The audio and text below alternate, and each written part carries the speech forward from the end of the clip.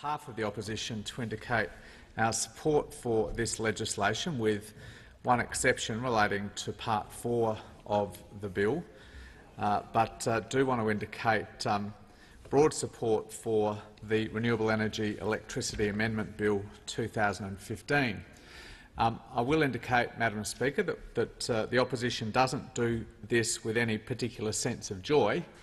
We do it with more a sense of relief. The Minister, in introducing this bill in his second reading amendment, indicated that the change, particularly to the large-scale renewable energy target, was, to use Minister Hunt's words, to better reflect market conditions. Well, we don't agree with that diagnosis. Instead, what this bill does is to pull an industry, a critical industry, back from the brink and to put it back on a stable footing, not only in relation to the existing investments that do so much for our electricity sector and underpin so many jobs, but also put it back on a stable footing to allow further investment to take place. And we need to do this, the government and the opposition need to do this, because of a reckless and gratuitous attack that the Prime Minister launched on the renewable energy industry last year, adding this to a very, very long list of broken election promises. Now, the bipartisan support that the renewable energy industry, through the Renewable Energy Target in particular, has enjoyed goes right back to 2001, when the then Howard government, again involving the now Minister for Industry and Science, developed the first mandatory renewable energy target back in 2001. And that bipartisan support has been critical to underpin the confidence of investors, both investors here in Australia but more recently investors from overseas, to come and put their money on the table for investments that run for many years, 15, 20 years in many cases, obviously investments that in the ordinary course of things would span at least a couple of changes of government. And because of that bipartisan support and that investor confidence that came from that, we've had extraordinary success, particularly extraordinary success during the last term of the Labor government from 2007 to 2013.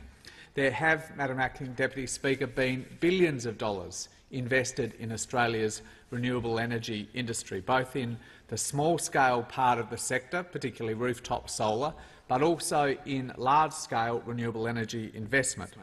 And in 2013, in the June quarter, before the change of government, Australia had joined the powerhouses in this area of Germany, China and the United States as one of the 4 most attractive countries on the face of the earth in which to invest in renewable energy. Over that course of time, it won't be of any surprise to anyone hearing those statistics that jobs tripled during our time in government. Jobs tripled in this industry at a period of time which those opposite often choose to forget, but all the rest of us know included the global financial crisis. There aren't many industries which over that period were able to triple the number of jobs, and they weren't just the core jobs in renewable energy. There were spin-off jobs in manufacturing that had been, in many cases, operating for some time in places like Portland and in Tasmania, building components for wind towers, but also in my own part of Adelaide, in northern Adelaide, Elders IXL, a very old family company that had worked in appliances and more recently in automotive components, took the decision to invest in a factory in northern Adelaide to build, using Australian steel, the frames that were used to support the PV solar panels in the wind farm at Nyngan and Broken Hill. Around 2 million panels, Madam Acting Deputy Speaker, on about 100,000 steel frames made from Australian steel, great manufacturing jobs in the north of Adelaide. The Renewable Energy Target and associated policies has also been a roaring success in terms of starting to bring down carbon pollution levels in Australia's electricity sector, and that, Madam Acting Deputy Speaker, is central to the challenge we have as a nation in our response to climate change, because electricity generation is the largest source of carbon pollution in our economy. Australia has a very emissions-intensive electricity sector, particularly in generation.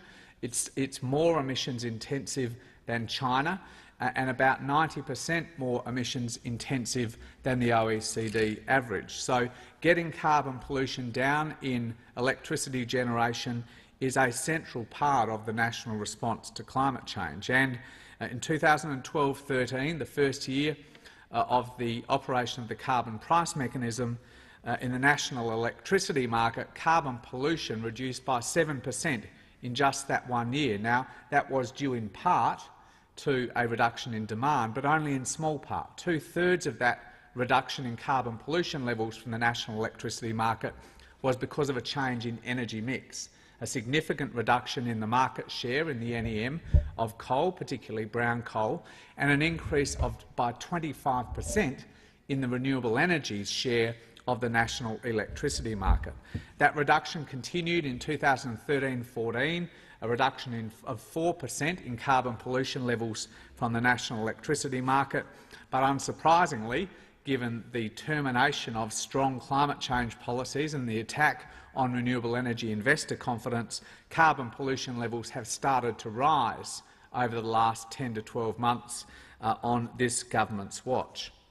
South Australia is a great example, and I don't say that just because I'm from that state, Madam Acting Deputy Speaker, but a great example of the inroads that can be made on carbon pollution levels through strong investment in renewable energy. Since 2005, so in less than a decade, in spite of having largely equal demand over that period of time from our electricity generation, carbon pollution levels have reduced by a third, from 9 million tonnes on average in 2005 down to about 6 million tonnes of carbon dioxide equivalent, in part due to some expansion in electricity generation through gas, but overwhelmingly because of the enormous investment in renewable energy, particularly wind and solar generation in that state. But the Prime Minister's ambush in the first half of calendar 2014 on this policy area caused investor confidence, which had been sky-high only 12 months earlier, caused investor confidence to absolutely crash.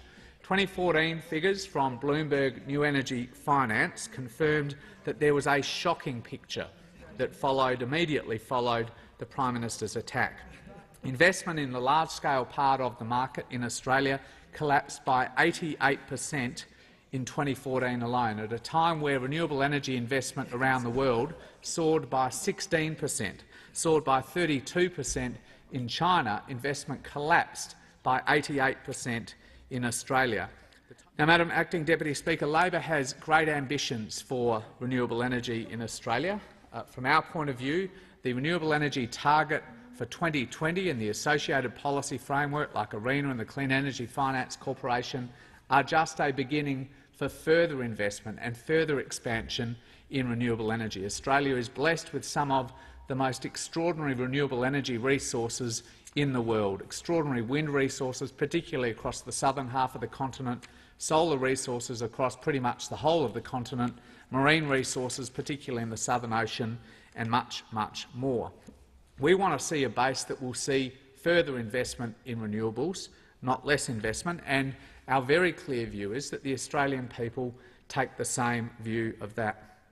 Now, Labor could have sat back and watched this fairly tragic story unfold after the Prime Minister's attack on the Renewable Energy Target and said, well, they're the government and they need to pick up the mess. We reflected on that. We took the view that our very serious concern about the long-term damage that would be done to Australia's reputation as a safe investment destination, particularly in energy and renewable energy, required us to go to the table and do all that we reasonably could to restore investor confidence, which, after all, has been our overarching objective through this. Now, this deal does that. The deal that has been struck between the government and the opposition, as the two major parties of government, the two parties of alternative government in this country, does that. This restores confidence in the rooftop solar sector.